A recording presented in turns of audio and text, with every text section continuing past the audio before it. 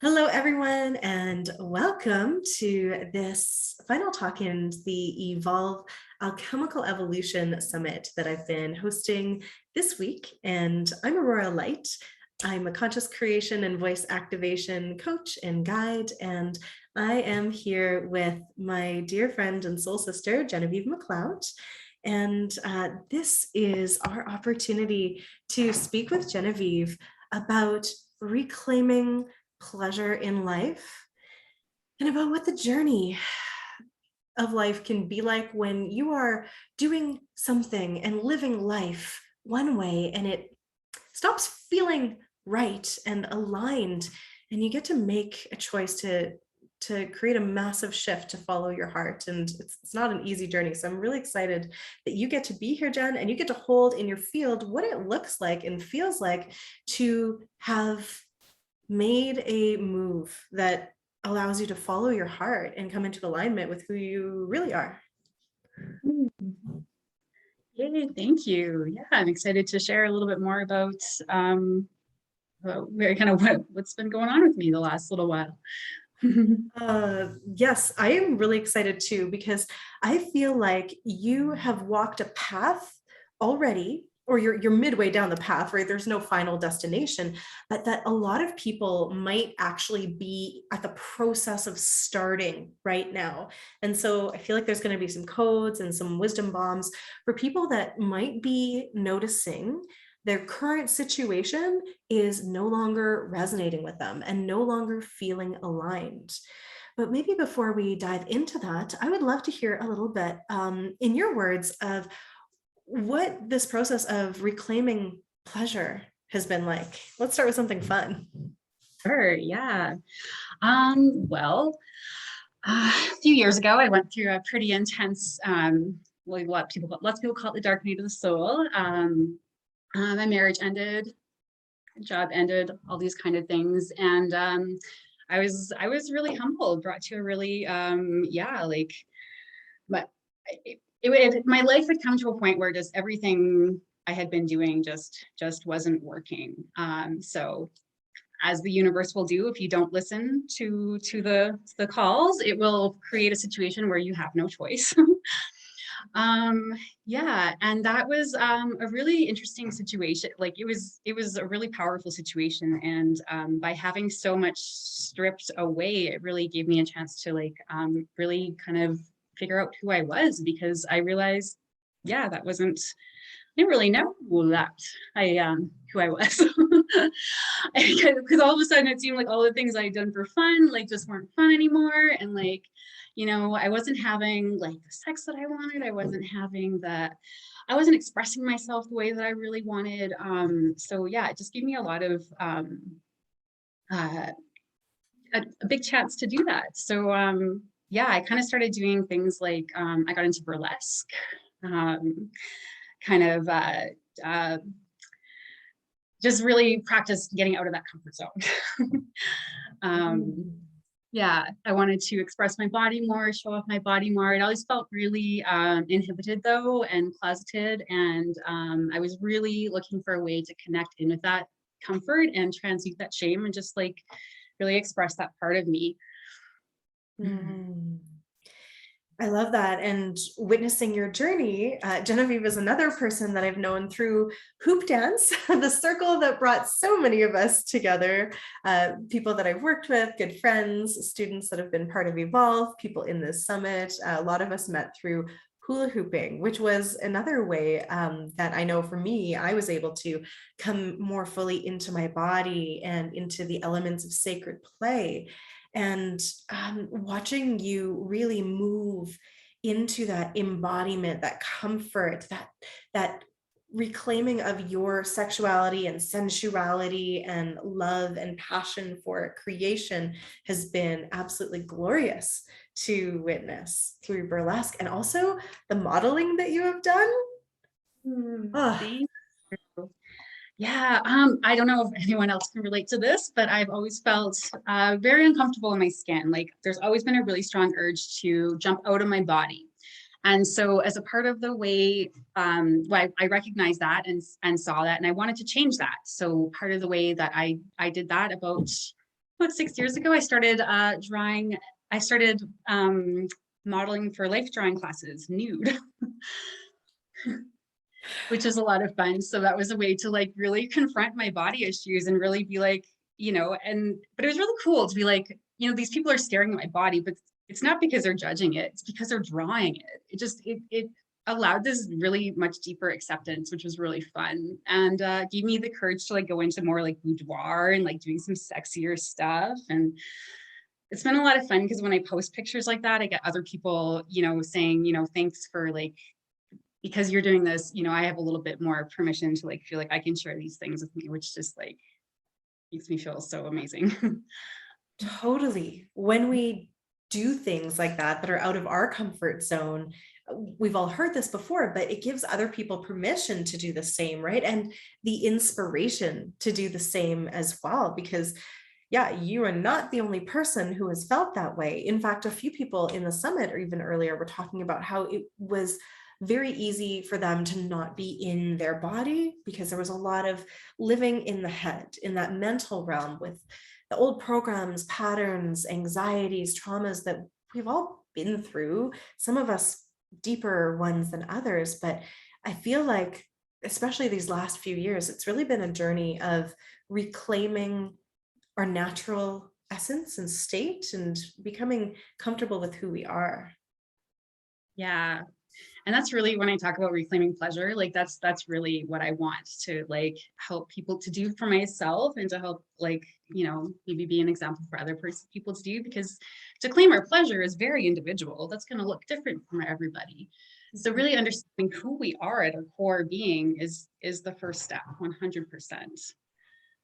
Absolutely. And let's go back a little bit to just give people an idea, because now you're on this soulpreneurship journey path where you are training and you're developing courses and you're stepping out as this visible being who's shining this light into the importance of reclaiming pleasure, which is amazing. But this is a new path for you. Can you tell us a bit about what you were doing in the past, the career that you had built and all of that? For sure. So I started in the interior design and merchandising industry when I was about 19, 20 years old, and had grown my career and worked in a few different kind of capacities. And I was doing that up until about 2010, 2012. I was working for a builder. It's a really great opportunity, also really intense because you had to know a lot. And I started to really kind of to burn out. And as I was burning out, I was like, okay, well, I don't want a new career. So let's just try, maybe instead of doing the whole home, we'll try different, we'll just do flooring or something like that. And as this was happening with my career, I started to like wake up. And a lot of people say this in a like waking up to a spiritual truth. But to me, what that felt like is I was waking up to this dream, waking up from a dream to this life that I wasn't really sure was mine. Like it just like, how did I get here? Is this actually what I wanted? Like just working my butt off for this job that stresses me out like crazy. Partying lots on the weekend. And I was just like really kind of noticing that I wasn't feeling very fulfilled. Mm. So, it took a few years of me kind of chasing different jobs, keeping thinking that the grass was greener on the other side. Until eventually, and actually, well, one of those things was hooping. Yeah. And I started hooping around that same time. And it's kind of funny because as I was a baby hooper, I was very hard on myself, very much convinced I had no flow, could not hoop. That person can do that trick so great, but it doesn't look good on me. And I was like that for a little while until one of our teachers, Jonathan Baxter's workshops that I went to, where he just did not teach about tricks. He did not teach about technique or anything like that. He taught you how to get into your body. And as I really embodied his wisdom and, and closed my eyes and like tuned into what I felt, I started to understand that the reason I didn't think I could hoop dance is because I was comparing myself to everybody else. And that my life was really looking very much the same way. like, right? Like I wasn't feeling right because I was doing what I thought I was supposed to, not what I really, really meant to. So of Mm. course, that's an easy thing to realize. It's a much more difficult thing to do something about because major life shifts like that are pretty scary. So yeah, really scary. So I kind of I kept pursuing my personal development, cooping and all that stuff until finally, again, that about 4 years ago, the universe, I wasn't making that choice to find that better life. So the universe put me in a position where, nope, this is happening. You don't belong in these places anymore. You have to go. Mhm. Um, yeah, and that's kind of like what um, brought me to a big pause and a big reset. I knew I couldn't do interior design anymore. Um, but I also knew that I really felt passionate about empowering people to love and own their bodies because of my own experiences. I've had eating disorders. I've had, like I said, it was always a lot of discomfort and just body dysmorphia. So I was actually kind of also grateful that that all fell apart because like then I got to pursue what was really in my heart. Mhm. Yeah. I love that you brought up Jonathan Baxter's classes because for I think myself and so many other people who know of Baxter, one of the OG hula hoopers who really created safe spaces for personal development, spiritual exploration, even though he didn't necessarily call it that, it was always this massive look inward. And after a weekend workshop, it would be like your life would level up. I think Mm, because you were not just hearing about the ideas, but you were bringing the wisdom into your body and dancing it, which has always been really, really important for me as well. I mean, my first company was called Dancing into Being. I was always about the bringing the ideas in through to our body and then sharing them through dance, through self-expression. And then actually you and I wound up working together for a while, which was so much fun when I was spending some time as an artist in residence, teaching dance and gymnastics. And Jen was looking for something else, something new. And I was like, oh my God, come and work with me, please. And that was so outside of your comfort zone to be teaching gymnastics to school children and dance. Of course, that was the fun part, the circus part. That was the easy part. But I just admired so much that you were willing to learn these kinds of new skills, as an adult with no real background in that. That just spoke volumes to me about your desire to grow and your ability to just explore new things courageously, even when that might not be an easy thing to do. thank you. Yeah, it was so much fun, but it was definitely not easy for sure. No, that job was not an easy job, but it was an amazing training ground for facilitation, for groups and for individuals. It was like having this giant laboratory of children and teachers in these spaces where we could offer them this transformative experience, because all of us that worked with Danny Altieri, whose company we were contracted with as teachers, going into these elementary and junior high schools, um, to share either performing arts or gymnastics, circus, that sort of thing. It wasn't just about teaching the kids the physical skills. We all wanted to create a place, a safer space for them to explore what they were capable of and really begin to believe that if they practice something enough and they believe they can, then they can actually learn amazing things and really embody their power. And my favorite was when we would kind of sneak in the magic and the spirituality and play it like superheroes. Mm.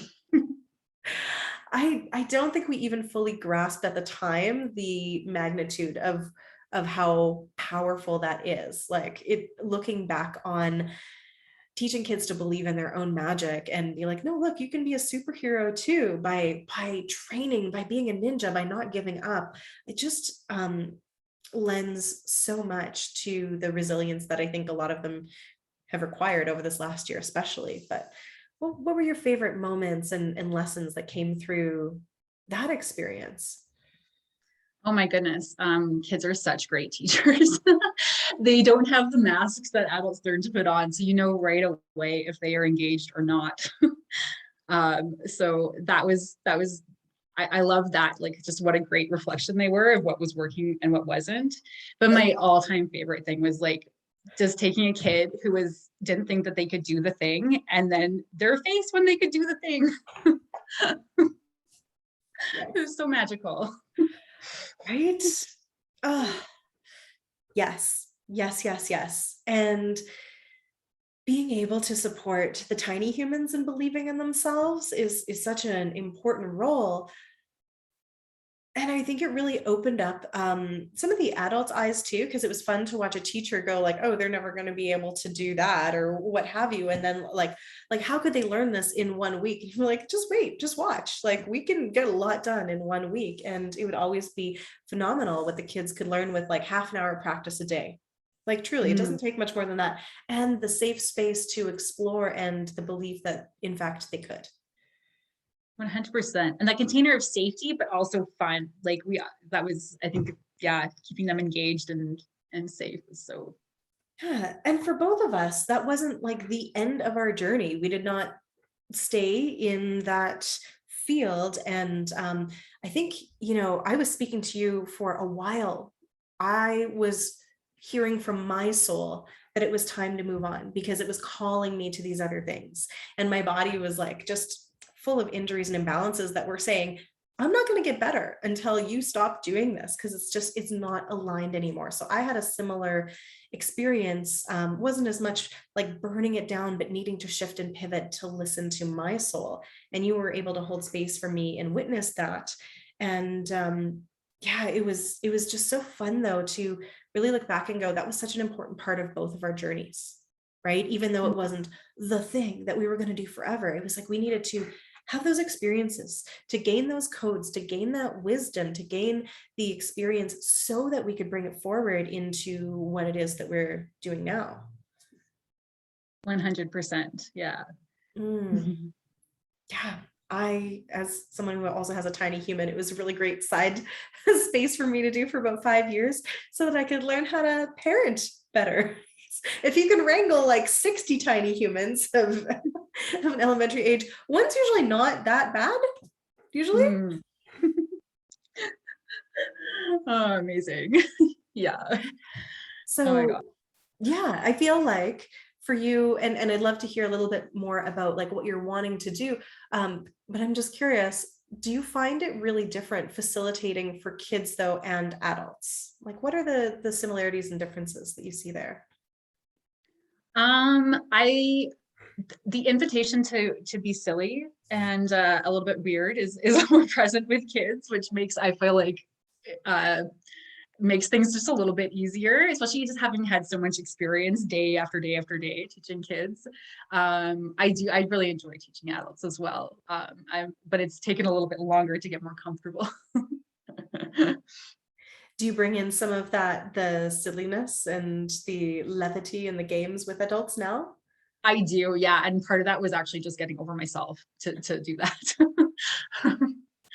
Yes. We've been talking about this all week. It's really beautiful that we spoke with Candace, who's a laughter yoga therapist, and we talked a lot about bringing in sacred play and about how powerful it can be for adults as well as kids. I think that's what really helped me, um, because I was very serious as a kid and I didn't really play. So I had to learn how to play as an adult. And I feel like a lot of people did the opposite, where they would play as kids, but then shut it down as adults. And bringing that energy back forward can help people learn and grow.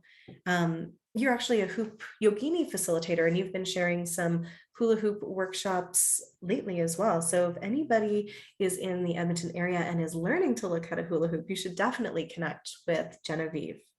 What's the hoop Mm. yogini like? Tell us about that. Hoop so it's a modality that combines hatha yoga and breathing, like mindful breathing with the hoop as a tool. So there's no actual on-body hooping in the Spinal Awakening series anyways. You're just using it as a tool to really stretch your spine out in all like 6 different directions. And it's also just designed to really, I do it every day because it just really helps me get me into my body, connect in with Mama Earth. I'm getting older, so it really it's good movement for the morning. What I also like, it was also really appealing to me too, because it was one of the first, when I started hooping, I thought that everything had to be fast all the time, and that was the only thing that was good. And this hoop yogini practice has given me so much permission to just move slow with the hoop. It doesn't all have to be fancy schmancy, super fast. So I really like that about the practice. I feel like that slowing down is such a profound thing that has been medicine for me as well, because I mean, you've seen me live and hula hoop and everything, and I love to go fast, but then when and it's fun, like there's nothing wrong with going fast and going hard and being wild and like sprinting, running as fast as you can, hula hooping with breaks. But when you slow down and you come into that really present space, I feel like there is this opening that happens. And that's probably when we're actually much more available to pleasure. So do you want to talk a little bit more about what pleasure does and is as a medicine for our bodies? Slowing down is a whole different movement for sure. Gosh, I think pleasure and play is so important to us as humans in all stages of our life. And I think it has been so kind of almost demonized, like, especially for adults lately. Yeah, for a long time, like, so I've thought about like reclaiming pleasure as a more sensual place or sexual thing, but like the more and more I've kind of dove into what that looks like, it really comes back into an element of actual just very PG play and a sense of curiosity and adventure and just exploring new things without worrying about doing things perfectly the first time, right? Like giving ourselves that permission to be the beginner, to be that child. And it's very difficult for us to do. Aurora and I were just talking about this yesterday about how I needed to give myself a whole lot more permission to just not be perfect the first time, because none of us is perfect when we do things the first time. It's a silly expectation that we hold to ourselves. So yeah. I have been in the past the same way. I've fortunately been able to move through that because I realized how silly it was, because for me, it was about hula hooping. I had come from a background of competitive gymnastics and cheerleading. And so there was an element of perfection that was expected. And I was actually really naturally good at a lot of things too. So when I started hula hooping for fun and for pleasure and all of that, I took it way too seriously, and I actually didn't hula hoop in public or at like festivals until I was about 3 years in, because I thought I had to be better at playing with this child's toy, like, which is the most ridiculous belief system that, I mean, looking back, I'm like, oh my God, how could and that, so now that's a big part of what I teach, right? Of like, yeah, we get to be beginners at things. It's okay. You can maybe have some fun with it instead of having this like preconceived notion about what it should look like. And just thinking back to our gymnastics training, we saw this all the time with the kids, where a kid would say, I can't do a cartwheel. And you'd be like, you just did. I just saw you. And they're like, no, I can't. And you're like, but you literally just did it. Why are you denying what you just did? And it's because they would be comparing them to the person a couple mats over who had been doing it for years and years and years with the big straight legs and pointed toes looking like a star. It's like, oh, that's after you've done thousands and thousands. Are you going to get there? It's okay to not have already done 1,000 things, 1,000 tries at something, right? That beginner's mind is so important. So I'm curious, How does that mindset shift support you as you're on this entrepreneurship journey? Hmm. Um, Really just kind of noticing like what kind of opportunities come up, and it's been a really good practice to like feel into my heart and see what feels aligned and what doesn't. Um, it's Yeah, it sent me into some interesting paths. Like I've been diving in like crazy with into like mythology, the goddesses, just the feminine sexuality in general, psychology, the anatomy, the socio-cultural things around it. That's really where it's been taking me lately. Mm. It's been really fun. Just listening to your heart and exploring. Mm. Yeah, and just kind of noticing like a lot of this information just isn't out there. Like a lot of it's not being explored. So it's cool to see like myself be led in these directions that are kind of new frontiers a little bit. Yes, absolutely. And you're right. You spoke earlier about how pleasure had been basically demonized, especially in Western culture, but a lot of Eastern cultures as well.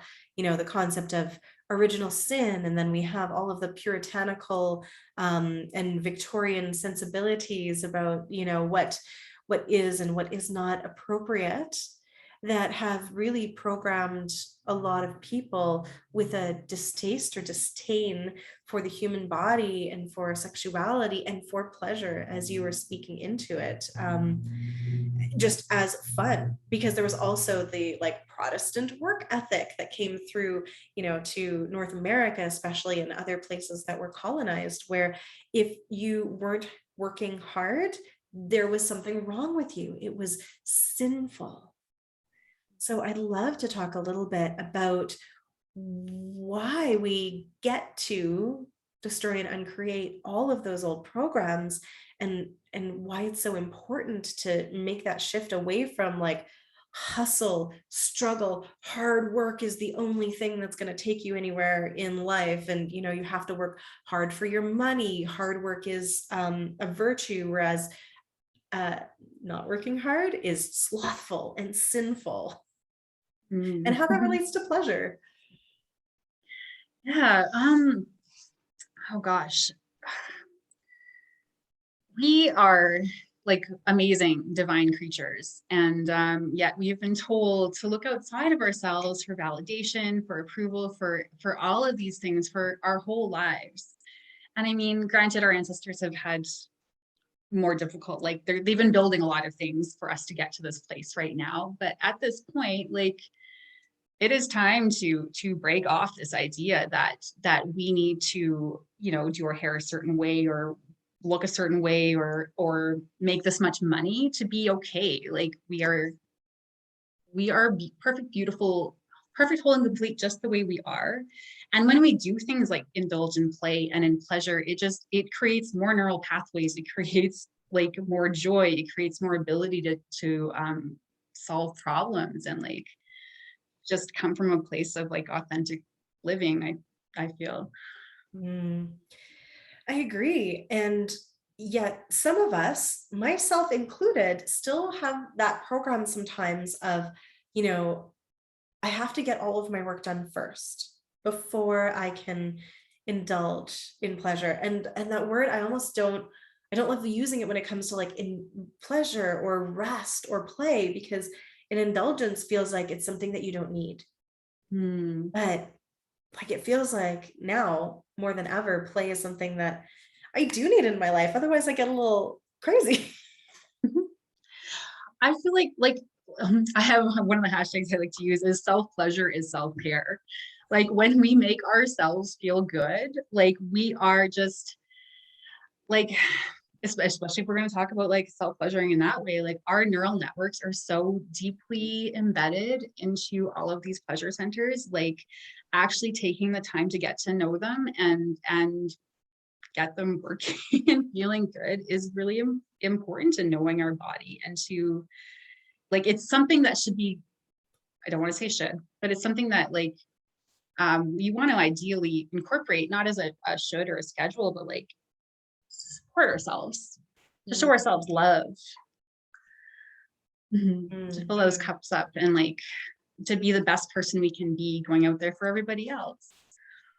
Mhm. I have heard and actually did an interview with Dr. Anna Finn last year about the that pleasure pathway process and how reclaiming it can actually heal the nervous system and support us in healing trauma.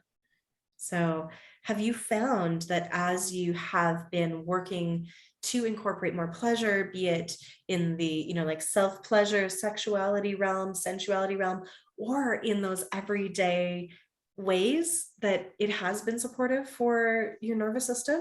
I know, like coming back from burnout, etc. Oh yeah, 100%. Honestly, hula hooping like saved my life that year that I really fell apart. Like it brought me joy, or at least took me out of my head, right? And was able to give me something else to focus on. And it did lift my spirits. There's also a lot of I've heard theories that the hula hoop stimulates the vagus nerve, which is helpful in releasing trauma as well. And then diving more into learning about my body, learning about some energetic practices, learning different ways to, honestly, just learning to like be okay with looking at my body in the mirror, with touching non-sexual parts of my body, being like, I love you, I accept you, like my thighs and my stomach, and like all of these things like that I've just looked at with so much, there are parts of my body that I just wanted to cut off for so long.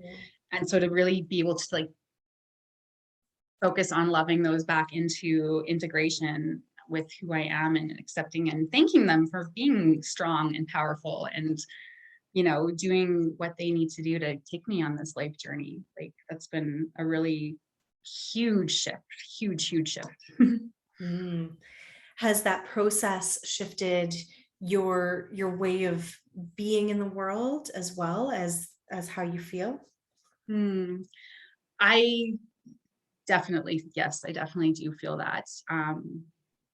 I like struggled with anxiety and depression for a long time, but I find that when I incorporate these practices, like particularly hooping, showing my body love, whatever that means in that moment or in that day, like I'm able to keep my nervous system calm, regulated. I'm able to stay centered. I'm able to access my intuition when I use these kind of tools. It 100%. Like I used to be so socially anxious, and I'm not still great with crowds, but I am so much more aware of what I need when I go out, and like what I can handle and who I really want to talk to. Like it's just leveled up all of my senses for sure. Mm.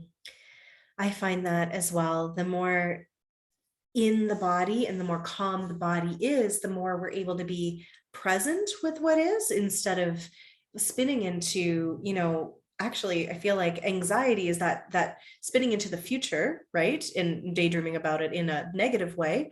And depression can be that rumination of the past, right? And that's all happening at the mind level.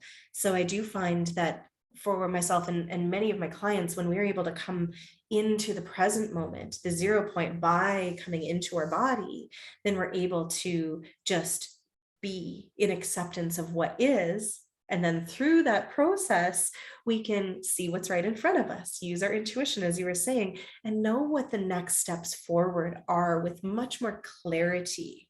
So it just allows us to take aligned action, which is why I adore all the work you're doing, embodiment and pleasure, and all of the magic that you bring forward is just so beautiful. And I have also noticed your intuition really amplifying over this process. And I love the card readings that you do share on social media.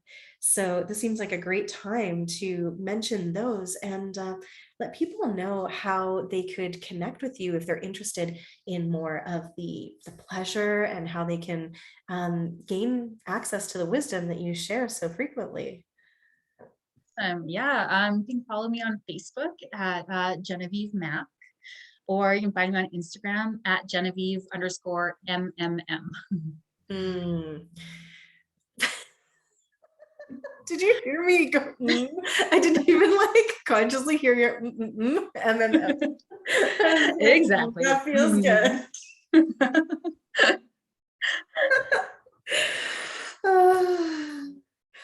Life is so funny. Indeed. And yes, you do also. If people haven't seen, if you're watching this live in the Radiant Evolution Collective, the group, the free Facebook group, then Genevieve also often will do card draws for us on a weekly or monthly basis that always seem to be perfect and exactly what people need to hear at the time. So that's something you can look forward to. And if you're watching this on YouTube, you can, of course, like and subscribe so you don't miss any other conversations that I have with amazing people. But also you can join the free Facebook group at joyevolution.group. And then you have access to connecting with all of these beautiful souls. And yeah, it's just been so much fun to dive in this week with you and all of the other people who were in the Evolve program. So I just wanted to touch on that process for a moment where I brought you and these other souls through what I use as my evolutionary alchemy system of transforming the limiting beliefs, the density, the icks, so that we can connect up with our highest self and start to dream into or feel into, intuit those higher level visions, those things that our soul is asking us or telling us is like the thing we're here to do, and then begin to take some small steps forward. So, what was the process like for you? I know you had a few cool things come through. Yeah. Oh my goodness. Your journeys are always so beautiful and profound. um, yeah, I don't know. It's been a really cool process, and it's in those subtle tools, and I feel like I often get lost in the subtleties. Like I very easily get lost in my monkey mind, my brain, and stuff, and the processes and the masterminds and like the journeys we went on were all no, it's I said this like the first journey you took on. It's not like you did the work for me, but it's like you took my hand, grabbed me on a path, and shone a big flashlight. Like I appreciate hearing that because that's exactly what I love to do and what I think is appropriate in these times. Like I just get to be a guide when it comes to the spaces that I feel like I've already been at, and I have this ability to be like, hey, why don't you come and explore this place with me? And I love being able to just be that lighthouse for people to see their own magic because there is so much inside of them. And then everybody in the community, though, was able to really do that for each other, which was my absolute favorite part. I've spoken of this before, but Evolve, as it happened this last time, isn't going to be the same. I'm going to allow it to evolve because we did these multidimensional masterminds where people were able to connect in with their highest self and channel through information for all of the other people that were there with us live. And the wisdom that people were able to speak for each other was just so profound that I was often covered in goosebumps. What was the process like that for you about connecting in with a community of people who were holding space for you in that way and sharing their codes and their truth? that's actually really cool because like historically I don't have a great I don't I always want to do the group things, but then it just it doesn't I've struggled with group things in the past. And I really enjoyed this particular group container. The group masterminds were really neat. At first, there was lots of monkeys in my mind about my ability to intuit things and channel, but it was really cool to see what came out of my own mouth, what other came out of other people's mouths for me. Like it was, yeah, it was a really cool exercise to see what we can all do. Like I like that a lot. Mm. that was my favorite, to just create a container for people to connect with their own wisdom and then share it. Like, I love being a space holder in that way, because I know that what I can do intuitively is not special in any way, shape, or form.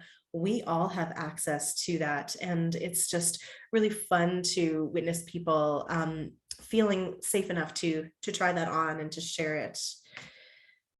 I love that. But I'm not actually going to do, like I said, evolve the same way next time. I think I'm going to turn it into probably a 6-month mastermind. What's coming up next for me that I'm really excited to share about is a creation coaching certification program that I am co-creating with my team, that's going to support people like you, like all of these beautiful beings that are on the journey to become a spiritual entrepreneur or expand their path, and give them this proven structure working with the rhythms of the earth and the elemental forces of creation to facilitate workshops, to do one-on-one coaching, group coaching, retreats, but to have the freedom within themselves to do it in a way that feels super aligned and like them following their heart. So this is the next piece of my journey, and my puzzle is to give people some of that structure and support for their journey, so they don't have to try to reinvent the wheel and figure all of it out on their own, because I know that's where a lot of people are at right now. It's like, I want to help. I feel like I've got something to help humanity, and not everyone is as far along the process as you. You are helping people reclaim their pleasure, and you're moving into that process. And I just can't wait to be launching this. So I'm just going to drop a link either in the notes or right here in the comments if you're watching on Facebook, for the mailing list or the waiting list to get more information about this certification program that is going to allow people to create their own spiritual academy. So I'm going to drop that in here. It's what's allowed me to take my soul gifts, my fun things that I've shared, whether it be hula hooping or light language or developing your intuition or what have you. It's always the same thing that we're doing with a different vehicle, and create 2 businesses that have been abundant and also really fun for me.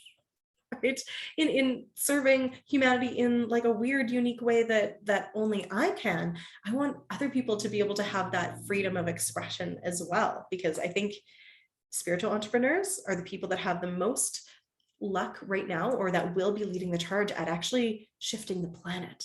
Right, it's the paradigm shift of moving out of that like capitalist soul-sucking jobs that have been draining people's energy so much, and into that time and location freedom where we get to create and support and serve. Yeah, so I'm going to drop that in. That's exciting. Yes, I know. I am so excited about it. And because I'm not running another program of Evolve right away, I just wanted to share that if people are wanting to jump in and do some of the magical things that you've heard the people in the summit talk about, that's your next best thing. I also do have maybe one more spot available. Sorry, one, maybe 2 more spots available for one-on-one coaching currently as well. So I will drop the links for that too. While I'm doing that, Jen, I want you to just take a moment and drop into your heart one more time, like we always do. This is how I get everyone before we're going on a call or when we're starting any of our soul journey. So she knows what I'm asking her to do. And I'm going to ask you to do it with me too.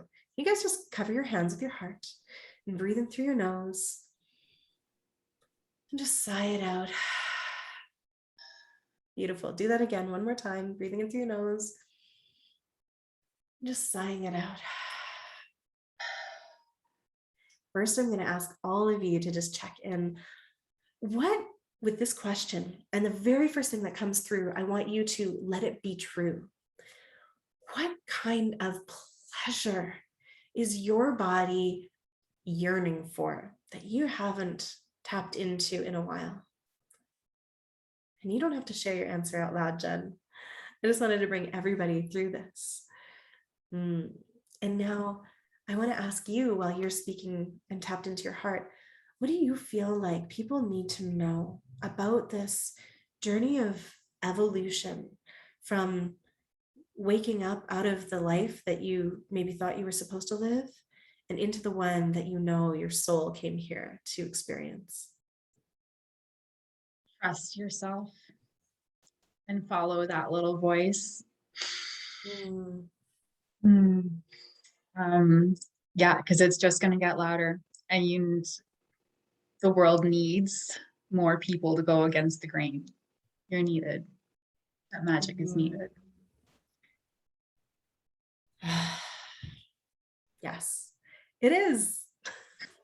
It is. Your magic is necessary. That's why you were here. Like, we each just have a little part of the puzzle. Like, I've been loving the elephant that's just behind you, and it kind of reminds me of a jigsaw puzzle. And so that metaphor of, like, we each bring our own frequency, our own tones, or our own piece of the puzzle with us, and we can't do any of what we came here to do alone. So tapping into the communities and the collectives and sharing these codes of inspiration and possibility are just so profound. So I am super grateful that you took the time to chat with me today. It's been so delightful. And I am just sending everybody that's watched the Evolve Summit so much love. And if you haven't, this is maybe the first one that you've caught, you can go back onto my YouTube channel and look at 5 other amazing conversations, or you can find them in the guides section under the Radiant Evolution Collective Facebook group. So, my friends, that is all till now. Jen, do you have any parting words? I just want to say I am working on a course about claiming your pleasure and your sovereignty and your, like, the magic that is your inner magic. So keep an eye out for that. But yeah, in the meantime, if you want some hoop yogini or hoop lessons or tarot readings, please hit me up on Facebook or Instagram. Yes. I'll never forget that. All right, beautiful people, connect with Jen, and I will see you soon. Thank you so much, beautiful.